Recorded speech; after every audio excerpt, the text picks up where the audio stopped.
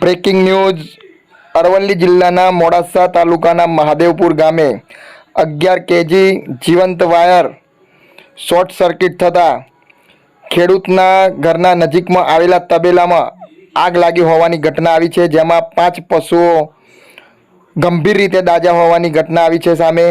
ત્યારે મોડાસાથી fire fighter દ્વારા આગ કાબૂમાં લેવામાં આવી હતી।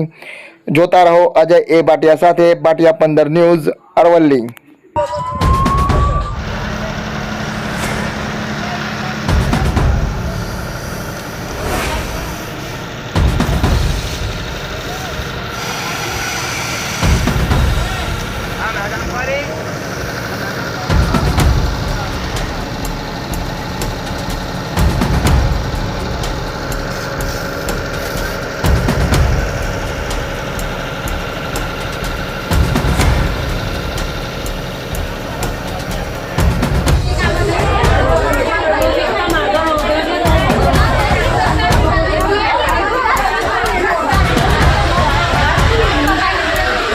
આ બધું બનાવ કઈ રીતે બન્યું?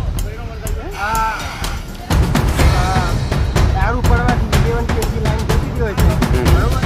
તો દારૂ પડવાથી 11 કેજી લાઈન તૂટવાથી નીચે પડી છે ને ત્યારે ઘાસચારો પડે તો એના પર તાર પડે તો કોઈ જાનવરને નુકસાન થયું છે?